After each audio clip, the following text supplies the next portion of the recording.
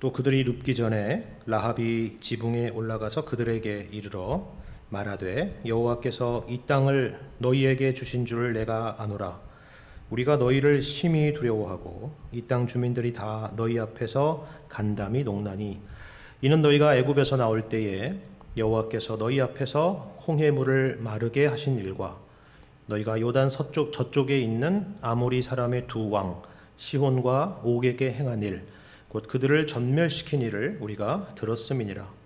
우리가 듣자 곧 마음이 녹았고 너희로 말미암아 사람이 정신을 잃었나니 너희의 하나님 여호와는 위로는 하늘에서도 아래로는 땅에서도 하나님이시니라.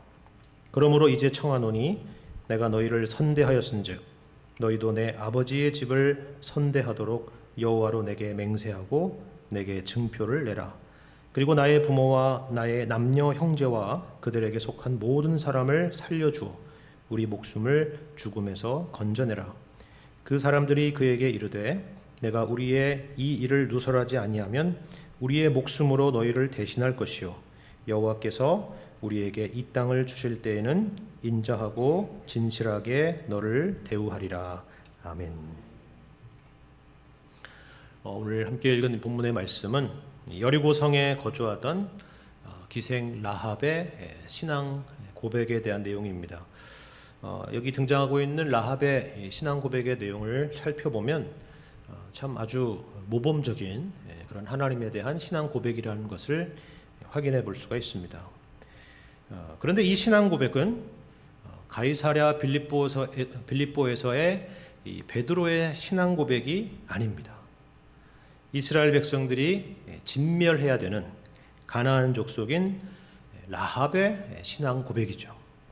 진멸해야 될 가나안 족속 안에서 또 이렇게 도덕적인 구분을 나눈다는 것은 그것 자체로 좀 이상하긴 하지만 이 라합의 직업은 그 중에서도 가장 천하고 또 도덕적으로나 윤리적으로 가장 밑바닥의 직업이라는 것을 우리는 잘 알고 있습니다. 바로 그 기생 라합의 신앙 고백이라 하는 것입니다. 오늘 우리는 이 라합의 신앙 고백을 함께 살펴보고자 합니다. 그리고 이 내용이 왜 여기에 등장하는 것인지, 그리고 오늘을 살고 있는 우리에게 이 라합의 신앙 고백이 어떤 의미를 갖고 있는 것인지 함께 살펴보고자 합니다.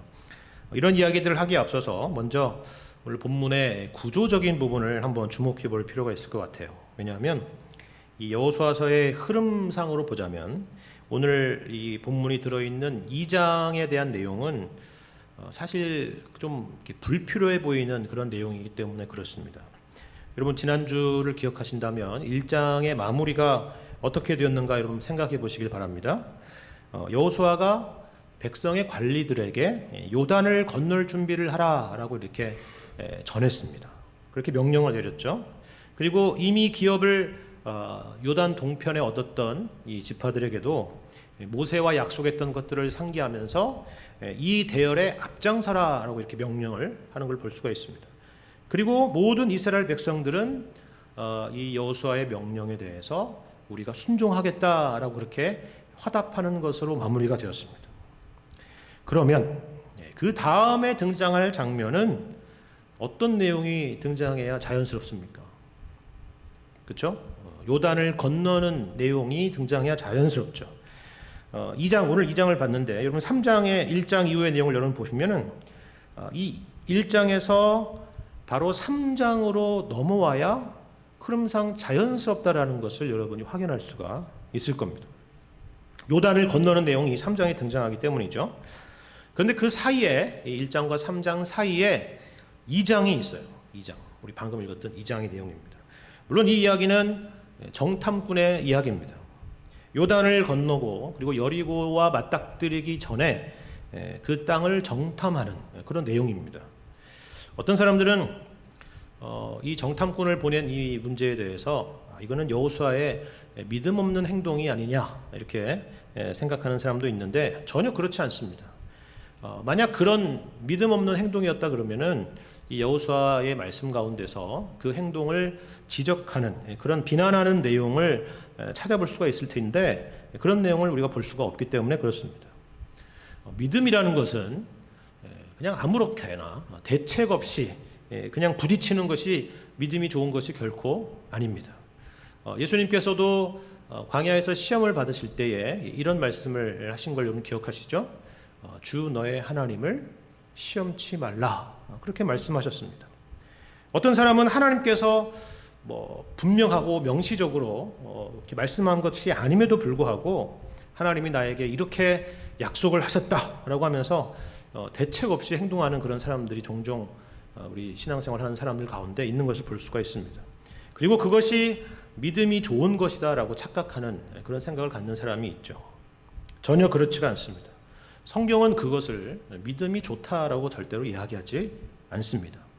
그것은 하나님을 믿는 것이 아니라 내 믿음을 믿는 것이고 나를 믿는 것입니다. 제가 고등부를 지도했을 때 종종 이런 질문을 학생들한테 했던 기억이 있습니다. 대충 이런 질문인데요. 시험을 앞두고 있을 때 10시간이 남았는데 10시간을 공부한 사람과 5시간을 공부하고 5시간을 기도한 사람과 10시간을 온전히 기도한 사람이 있다. 누가 이 세 사람 중에 시험을 잘 보게 될 것이냐 하는 질문입니다. 여러분 쉽죠? 객관식입니다. 1번, 2번, 3번 있습니다. 너무도 쉬운 대답이죠. 일단 10시간 기도한 사람은 아닐 거예요. 그렇다고 또 엄밀히 말하자면 10시간 동안 공부한 사람이 시험을 잘 보는 것도 아닙니다. 뭔 얘기를 하려고 그러냐, 그죠? 똑똑하고 머리가 좋은 학생이 많은 시간을 공부했다. 그 사람이 시험을 잘 봅니다. 그렇죠? 그런데 우리는 이것을 가리켜서 머리가 신앙을 이겼다라고 말하지 않습니다. 우리는 이것을 하나님의 일반 은총이다 이렇게 이야기를 합니다. 신앙이라는 것은 사실 그것을 은총, 그러니까 은혜로 볼 수 있느냐 없느냐의 문제인 것이죠.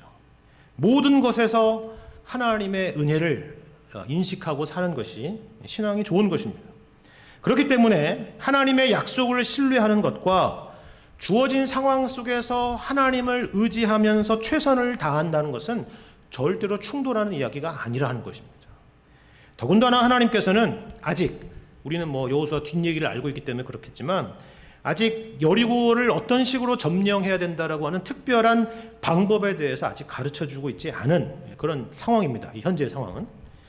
그러니까 여호수아는 우리가 보통 군사학에 있어서 일반적인 그런 전략을 따르고 있는 것입니다.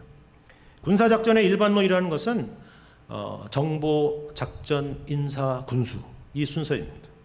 그러니까 먼저 적을 알고 거기에 따라서 작전을 준비하고 그리고 이것을 위한 여러 자원들과 전투 지원들을 생각하는 것입니다. 그러니까 정탐꾼이라는 것은 바로 그것의 1단계인 바로 정보 활동에 해당되는 것이죠. 그렇다면 정탐꾼 얘기가 이제 2장에 등장하니까 그러면 아까 처음에 말씀드린 구조적으로 흐름상 이상하다라고 얘기했잖아요. 그러니까 1장에서 2장으로 넘어오는 것이 이상한 것이 아니라 자연스러운 것이 아닙니까? 이렇게 생각할 수가 있어요. 맞습니다. 그렇죠. 그런데 여러분이 2장을 잘 읽어보시면 말씀드린 대로 이 정탐꾼의 역할이 참 중요할 텐데 정탐꾼의 역할이 거의 없습니다. 활약한 내용도 없고요. 이름조차 없습니다. 이들은 이 2장에서 거의 엑스트라에 가깝습니다. 도리어 2장의 주인공은 기생 라합입니다. 활약이 두드러지고요. 정탐꾼과는 달리 이 라합이라는 이름도 여러 번 등장하고 있습니다. 그리고 시종일관 이 이야기, 2장의 이야기를 라합이 주도하고 있는 것을 볼 수가 있습니다. 그리고 더군다나 이 정탐꾼의 목숨이 라합의 손에 달려 있었다는 것도 우리가 확인하게 되는 것이죠. 이것은 사실 유대인들의 입장에서 보자면 약간 불쾌한 이야기입니다. 그렇지 않습니까? 그래서 성경에 그와 비슷한 이야기가 등장할 때마다 본문 자체는 터치할 수가 없으니까 이 해석에 있어서 약간의 이 유대적인 자의적인 생각을 더하곤 하는데요. 이 라합의 경우도 그와 같은 경우입니다. 그래서 유대의 랍비들은 이 라합을 창기가 아니라 여관 주인이었을 거다 이렇게 해석을 하곤 했습니다. 이것은 라합이 성경 안에 들어왔고 그리고 이스라엘 가운데 들어온 이상 유대인들에게 어떤 존경의 대상이 되어야 되기 때문에 그렇게 해석을 한 겁니다. 여러분, 이게 옳은 방식일까요? 아니죠. 그래서 이런 유대 랍비의 이런 해석 방식에 대해서 우리가 잘 아는 종교개혁가 칼빈은 이렇게 주석하기도 했는데요. 참 적절한 지적이라고 생각이 됩니다. 무엇이라고 말하냐면 이렇게 말해요. 사실 율법학자들은 자기 민족의 영광을 드러내고자 할 경우에 성경도 제 멋대로 비틀어 해석하는 가운데 자기들의 명성에 어울리지 않는 것은 자신들의 착상을 덧붙여 완전히 다른 말로 바꿔버리는 것이 그들의 일이다. 이게 칼빈의 본문 2장 1절에 대한 해석에 등장하는 표현들입니다. 그럼 무슨 말인지 아시겠죠? 우리는 성경에 있는 그대로 읽고 이해해야지 우리에게 주시는 메시지를 바르게 이해할 수 있다 하는 겁니다. 이처럼 2장은 정탐꾼의 이야기로 시작하는 것 같다가 실제로는 라합의 이야기, 라합의 신앙 고백과 행동이 중심을 이루는 그런 이야기라는 것을 확인할 수가 있게 되는 것입니다. 이런 표현을 써서 죄송하지만 이 이야기가 그래도 참 뜬금없어 보이는 이유는 말씀드린 것처럼 단순히 구조적인 이유 때문만은 아닙니다. 여러분 생각해 보세요. 여호수아가 어떤 책입니까? 이 중에는 그 주일학교에서 학생들을 가르치는 선생님도 많이 계시는데 여호수아 하면 떠오르는 첫 번째 이미지는 지난주에도 말씀드렸다시피 가나안 정복 전쟁입니다. 전쟁, 싸우는 여호수아, 그렇죠? 이런 게 떠오르죠. 가나안 땅을 정복하고 정착하고 분배하는 그런 내용이 여호수아의 주요한 내용이라는 것을 우리가 잘 알고 있습니다. 여러분 전쟁 영화를 생각해 보시길 바랍니다. 이게 전쟁이라고 그랬으니까 특히나 현대전이 아니라 이렇게 칼과 창으로 싸우는 그런 이 고전적인 전쟁을 다루고 있는 영화들을 생각해 보세요. 어떤 그림들이 있습니까? 근육질의 남성들과 그리고 칼과 창들이 부딪히는 이런 소리들, 유혈이 낭자하고 그리고 곳곳에서 들려오는 고함들과 비명 소리들, 이런 것들이 우리는 전쟁하면 떠오르는 그런 장면들이잖아요. 그런데 여러분이 그런 그림을 염두에 두시고 그 전쟁을 다루고 있는 여호수아서의 말씀을 잘 보시면 이건 뭐지? 라는 생각이 들게 될 것입니다. 전쟁이 없다는 얘기가 아니라 초점이 거기 없다는 거예요. 나중에도 계속 살펴보겠지만 이런 특징은 여호수아서 내내 등장합니다. 전쟁에 대한 이야기인 것 같은데 그것은 분명한데 우리가 아는 그런 전쟁의 일반적인 그림들이 없다. 그게 전쟁이 아니라 이게 진짜 전쟁이다. 그것이 바로 우리에게 당면한 진짜 싸움이다 라고 하는 것을 이 말씀을 통해서 우리에게 강조하고 있다 하는 것입니다. 이것을 이해하고 파악하는 것이 우리가 이 여호수아서 말씀을 통해서 읽어내야 될 중요한 내용인 것입니다. 우리가 이 땅에서 만나는 싸움이 바로 이것이고 이 싸움에서 믿음으로 승리하는 비결이 바로 여기에 있기 때문입니다. 오늘은 그 내용의 중심에 말씀드린 것처럼 이 기생 라합의 신앙 고백이 놓여 있습니다. 오늘 읽은 본문의 배경은 이 라합의 용기와 그리고 재치와 도움으로 여리고 군사들의 수색을 따돌린 이후에 등장하는 상황입니다. 여기서 당연히 따라오는 질문이 있겠죠. 그것은 바로 다른 사람도 아니고 이방인인 라합, 기생 라합이 그와 같이 이 여리고 군대에 맞서서 목숨을 내걸고 이 이스라엘의 정탐꾼을 숨겨준 이유가 과연 무엇이었을까 하는 궁금증입니다. 거기에 대한 대답이 오늘 본문 안에 있습니다. 8절 이하의 내용을 제가 다시 읽어드리겠습니다. 또 그들이 눕기 전에 라합이 지붕에 올라가서 그들에게 이르러 말하되 여호와께서 이 땅을 너희에게 주신 줄을 내가 아노라. 우리가 너희를 심히 두려워하고 이 땅 주민들이 다 너희 앞에서 간담이 녹나니 이는 너희가 애굽에서 나올 때에 여호와께서 너희 앞에서 홍해물을 마르게 하신 일과 너희가 요단 저쪽에 있는 아모리 사람의 두 왕 시혼과 옥에게 행한 일 곧 그들을 전멸시킨 일을 우리가 들었음이니라. 그렇죠? 여기 이 정탐꾼들을 숨겨준 이유가 여기 나와 있는데 그 이유가 무엇이죠? 쉽게 말하자면 라합은 이기는 쪽에 자기 운명을 걸겠다는 거예요. 이기는 쪽에.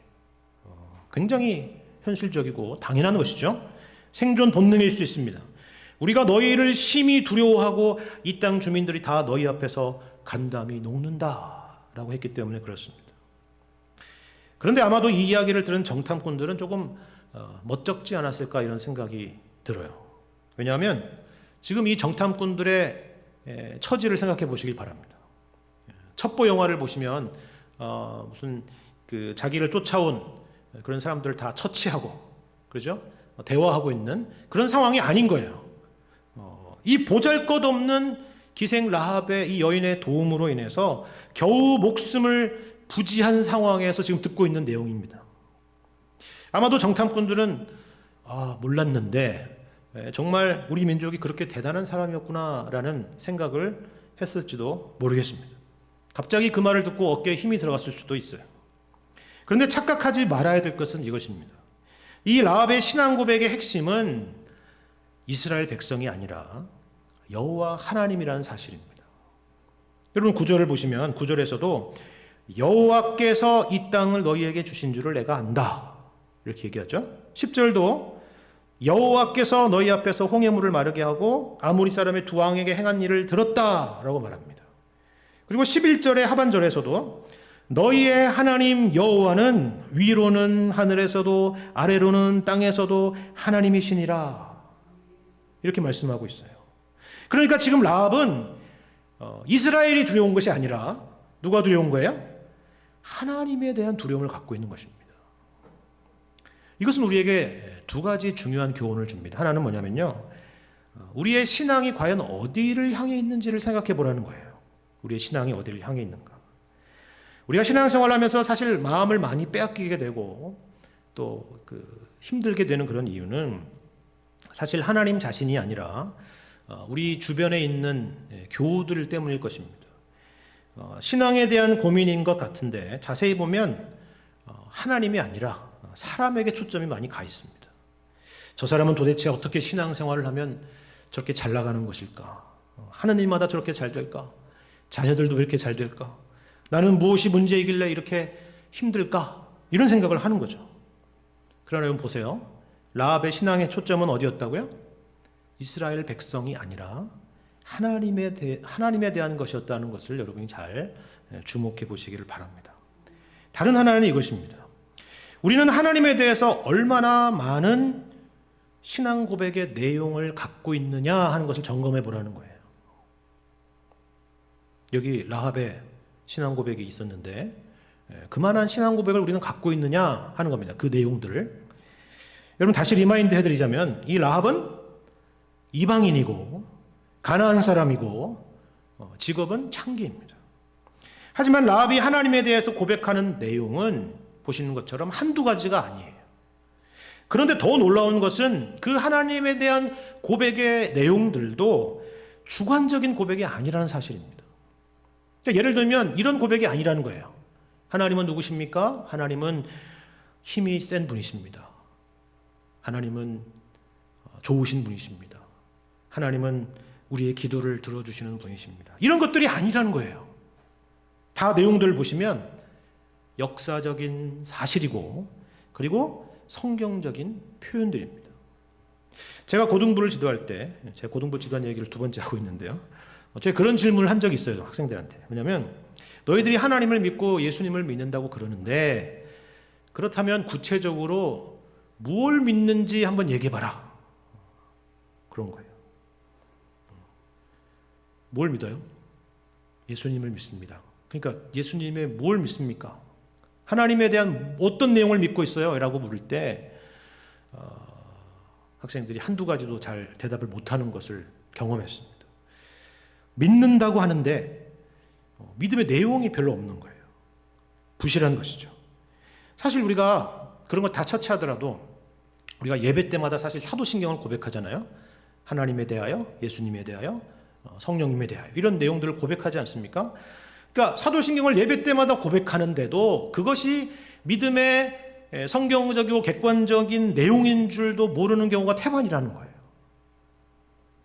여러분 성서 유니온에서 나오는 매일 성경 용으로 큐티를 해보신 분은 잘 아시겠지만 이 매일 성경의 큐티 책은요 항상 본문에서 두 가지를 찾도록 해요. 아시나요? 두 가지. 첫째가 뭐죠? 하나님은 누구십니까? 하는 겁니다. 또 다른 하나는 내게 주시는 교훈은 무엇입니까? 이게 이제 두 가지인데 항상 이런 것들이 사실 굉장히 중요한 훈련이 됩니다. 꼭 그런 큐티 교재가 아니더라도 여러분이 성경을 읽을 때마다 이런 부분을 한번 확인해 보시기를 바랍니다. 하나님에 대한 이해와 그런 내용들이 풍성해지고 깊어지게 될 것입니다. 그렇다면 라합은 말씀드린 것처럼 그런 신앙 고백을 어떻게 가질 수 있었을까 하는 질문을 한번 하게 되죠. 10절의 하반절을 보니까 이런 고백을 하게 된 이유에 대해서 이렇게 나오고 있어요. 뭐라고 되어 있냐면 우리가 들었음이니라 이렇게 되어 있죠. 그리고 이어서 11절을 보니까 우리가 듣자 곧 마음이 녹았다라 이렇게 고백하고 있어요. 믿음은 어디에서 난다고요? 네, 들음에서 납니다. 들음은 그리스도의 말씀에서 나는 거죠. 로마서의 말씀처럼. 라합이 어디서 이 이야기를 들었는지는 잘 모르겠어요. 그것에 대한 설명은 없습니다. 하지만 라합만이 아니라 여리고 사람들이 이미 들어서 익히 알고 있는 일이라고 말하는 것을 보면 이 이야기가 당시의 여리고에 상당히 퍼져 있었다는 것을 우리가 알 수가 있습니다. 그런데 우리가 여기서 주목할 부분은 그런 게 아니라 이것이에요. 라합은 여리고 사람입니다. 라합은 이스라엘 백성들이 아니라는 거죠. 그 말이 무슨 말이냐면 라합은 출애굽을 경험했던 것도 아니고 아모리 사람들과 전쟁을 경험했던 것도 아니고 그 전쟁을 옆에서 구경했던 사람도 아니었다는 사실이에요. 이스라엘 백성들과 그런 경험을 공유했던 사람이 아니라는 사실입니다. 여러분 무슨 말씀인지 알겠습니까? 우리는 어떤 경험이나 체험이 있어야 믿을 수 있다라고 생각하는 경향들이 참 많이 있습니다. 왜 나에게는 남들에게 있는 그런 체험이 없을까? 나에게도 그런 좀 체험이 있었다면 내 믿음은 좀 더 강해졌을 텐데. 이런 생각을 우리는 참 많이 가져요. 근데 여러분 그때마다 이 라합을 생각해 보시길 바랍니다. 라합이 봤어요? 그것을? 왜 이 여호수아서에서 라합을 등장시키는지 여러분 생각해 보세요. 그가 이처럼 하나님에 대한 신앙 고백을 가질 수 있었던 것은 경험 때문이 아닙니다. 들음 때문이라는 것입니다. 사실 지금 이 여호수아 세대들조차도 여기 라합이 언급한 첫 번째 고백, 다시 말해서 홍해가 갈라지는 것을 경험하지 않은 사람들이 태반입니다. 왜요? 그 1세대들은 광야에서 다 죽었기 때문입니다. 그들은 2세대입니다.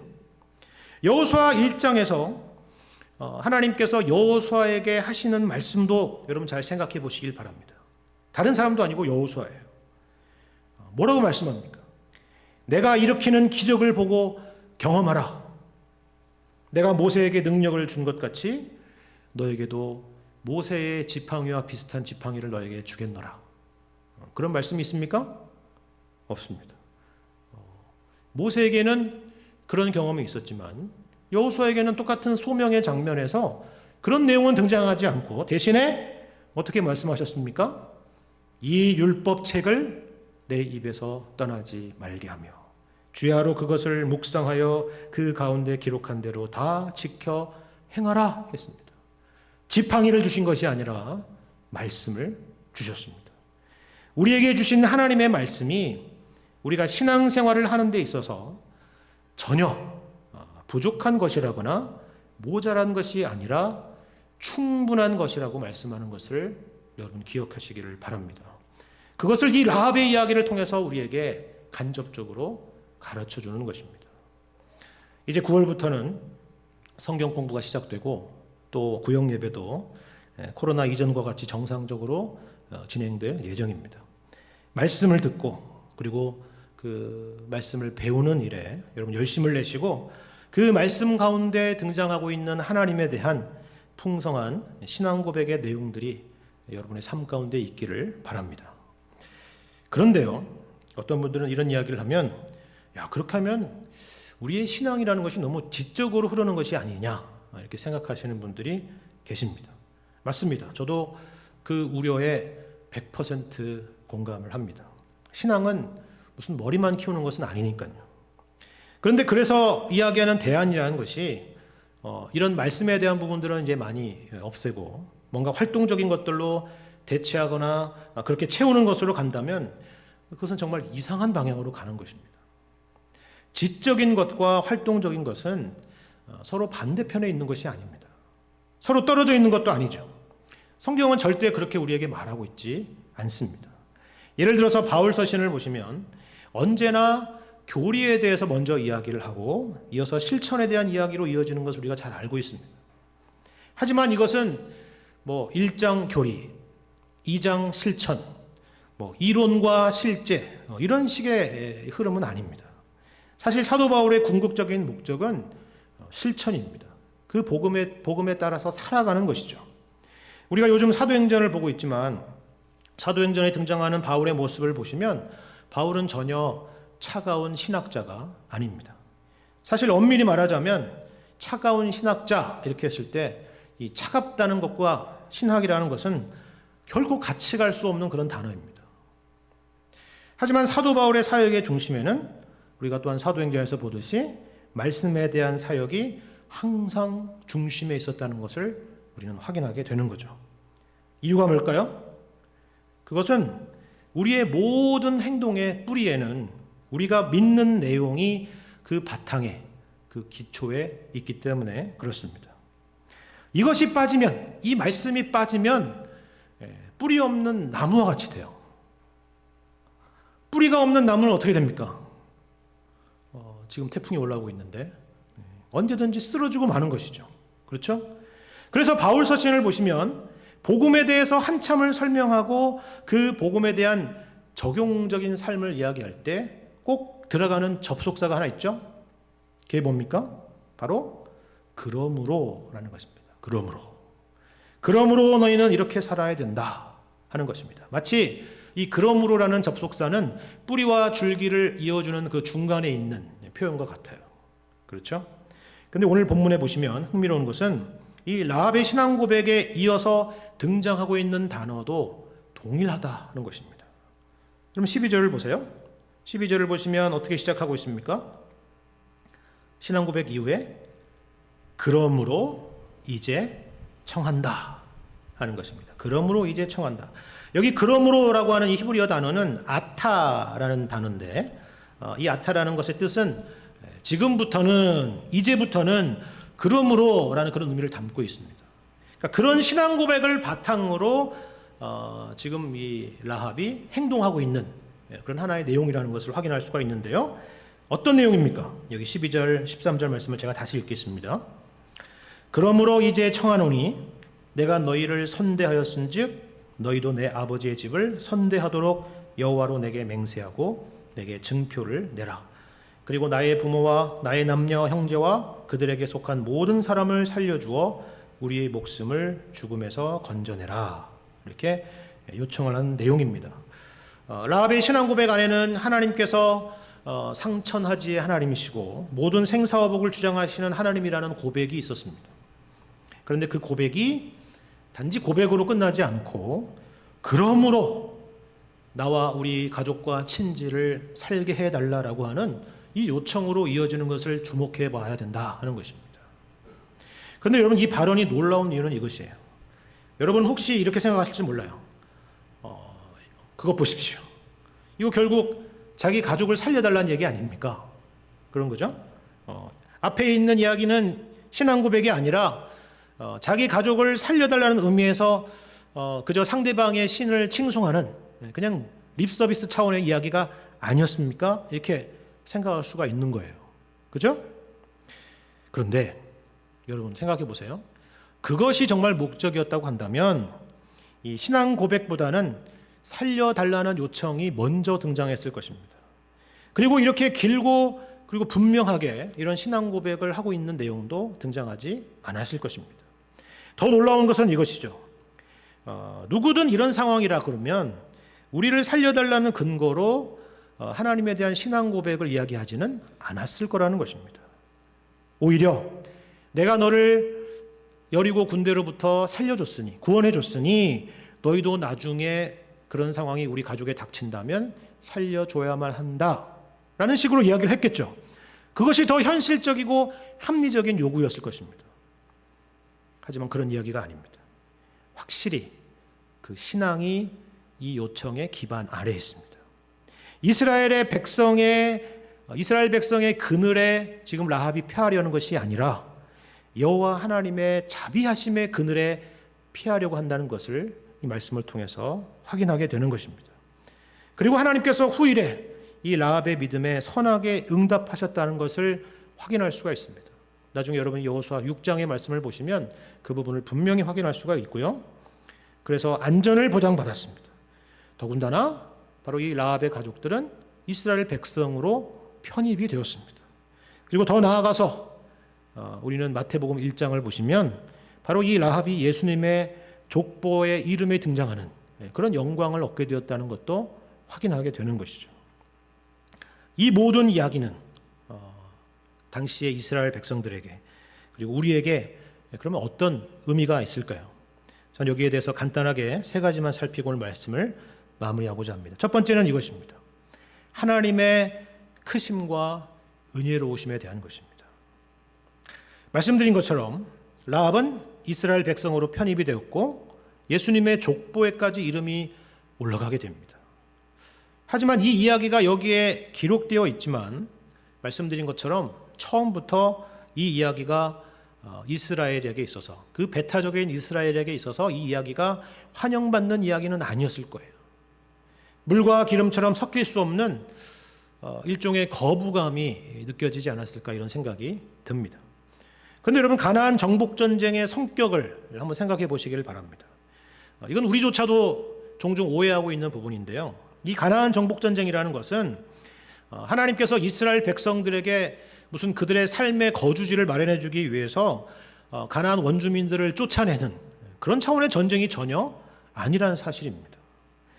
동전의 양면과 같이 여기에는 가나안 족속들의 죄악에 대한 심판의 차원이 있습니다. 그리고 이스라엘은 이 심판의 도구로서 쓰임을 받고 있는 것입니다.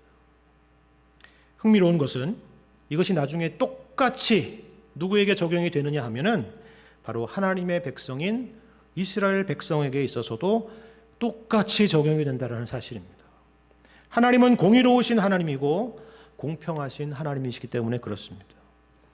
똑같이 이스라엘을 심판하는 도구로 누가 쓰일까요? 바로 아수르와 바벨론이 쓰임을 받게 되는 것이죠. 그래서 북이스라엘은 아수르에 의해서 망하고 남유다는 바벨론에 의해서 망하게 되죠. 완전히 망하게 됩니다. 무엇 때문에요? 본문의 가나안 족속들과 마찬가지로 이스라엘 백성들의 죄악 때문에 그렇습니다. 그것에 대한 하나님의 심판인 것이죠. 그러면 쫄딱 망했던 이스라엘 백성들에게 과연 소망이 있을까요? 있다. 그런 것입니다. 있다는 것입니다. 그게 무슨 근거가 뭡니까? 그것이 바로 오늘 본문에 등장하는 라합의 이야기라는 사실입니다. 참으로 역설적인 이야기죠. 구원의 근거라는 것이 우리에게 있지 않고 오직 우리를 긍휼히 여기시는 하나님의 손에 있다는 것을 보여주는 분명한 역사적인 증거가 바로 이 라합의 이야기이기 때문에 그렇습니다. 여러분, 이 라합의 이야기가 없다면 이스라엘의 이야기도 없고 이스라엘의 이야기가 없다면 우리들의 이야기도 없는 것입니다. 그것이 바로 예수 그리스도 안에서 오직 하나님의 은혜로 구원을 받은 우리 모두의 공통적인 정체성이 있기 때문에 그렇습니다. 두 번째는 이것입니다. 두 번째로 이 사건은 다른 이유가 아니라 우리의 믿음을 위한 사건이라 하는 것입니다. 우리의 믿음을 위한 사건이다. 보시면 정탐꾼은 본래 생각했던 미션을 제대로 수행하지 못했습니다. 다만 라합의 집에 들렸다가 라합의 이야기를 듣다가 돌아왔을 뿐입니다. 그렇죠? 여리고를 돌아다니면서 정탐하고 그 내용들을 보고한 것이 아닙니다. 그리고 오늘 2장 24절 마지막 내용의 보고를 보시면 결국 이 내용은 하나님께서 이미 약속하셨던 내용의 재확인이 전부였습니다. 그렇죠? 그렇다면 이 똑같은 내용의 재확인이라는 이것이 왜 필요했을까 하는 겁니다.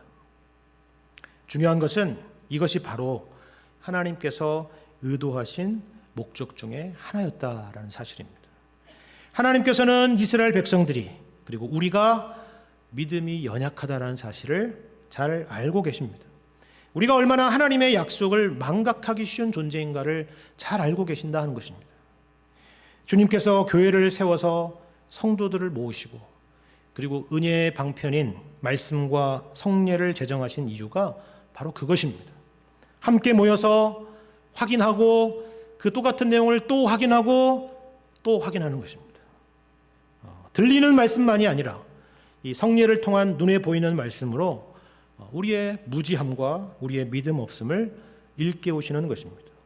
이 모든 것들이 똑같은 것들을 반복하게 하고 또 반복하시는 하나님의 이 모든 것들이 바로 우리의 믿음을 위한 하나님의 배려라는 사실을 기억하시기를 바랍니다. 그 은혜가 이 이스라엘 백성들에게만 있었던 것이 아니라 우리 가운데도 항상 있다라는 사실을 기억하시기를 바랍니다. 마지막 세 번째로 이 사건은 우리의 신앙 고백을 점검하고 확인하기 위한 것입니다. 여러분, 이 여호수아서 2장만 딱 떼어놓고 본다면 우리는 이것이 구약 성경의 메시지인지 신약 성경의 메시지인지 잘 알기 어려울 것입니다. 왜냐하면 여기는 인종의 구분도 없고 민족의 구분도 없고 신분의 구분도 없고 직업의 귀천도 없기 때문에 그렇습니다. 오직 라합의 신앙 고백만 빛나고 있습니다. 아니, 좀 더 정확하게 말하자면 라합의 신앙 고백에 등장하는 여호와 하나님만이 빛나고 있습니다. 하나님의 위대하심과 자비와 긍휼만이 빛나고 있죠. 우리의 모임 가운데서 늘 확인해야 될 부분이 바로 이와 같은 것입니다. 우리는 우리도 모르게 어느 순간 교우들을 만나거나 보게 되면 우리 가운데서 다른 것들을 확인하고 싶을 때가 많이 있습니다. 우리 교회에 다니게 된 지는 얼마나 되었는지, 얼마나 많은 경험이 있는지, 누구를 더 많이 아는지, 그리고 어떻게 살고 있는지, 이런 것들이죠. 물론 시간이 오래되었으니까 자연스럽게 알게 되는 그런 부분이기도 합니다. 하지만 우리가 그 어떤 것보다도 점검해야 되고 확인해야 될 것은 이런 것들이 아닙니다. 이 정탐꾼들이 라합을 만나고 그리고 그 라합의 입술에서 나오는 고백들을 보면서 얼마나 놀랐겠습니까? 그렇지 않습니까? 도리어 자기들에게 있어야 될 신앙 고백의 내용들이 라합의 입술 가운데 있었기 때문에 그렇습니다. 교회에서 이 새가족반을 섬기거나 그리고 세례 교육을 하는 것들을 통해서 받는 은혜가 어떤 것들인지 여러분 아시죠? 그분들의 고백들을 통해서 하나님의 일하심을 보게 되고 그리고 우리의 신앙을 다시 한번 돌아보게 되는 것입니다. 우리에게 놓여진 영적 싸움 중에 하나는 우리 가운데 이와 같은 진실된 신앙 고백이 항상 살아있는가를 점검하고 확인하는 그런 싸움입니다. 희미해졌다면 다시 분명히 하고 또 그 고백 가운데 살아가기 애쓰는 그런 싸움인 것입니다. 베드로가 했던 신앙 고백 여러분 기억하시죠? 주는 그리스도시요 살아계신 하나님의 아들이십니다 라는 고백입니다. 이와 같은 고백이 우리 각자의 입술로 그리고 교회와 우리 모든 삶의 현장 가운데서 분명하게 드러나게 되기를 우리 주님의 이름으로 간절히 축원합니다.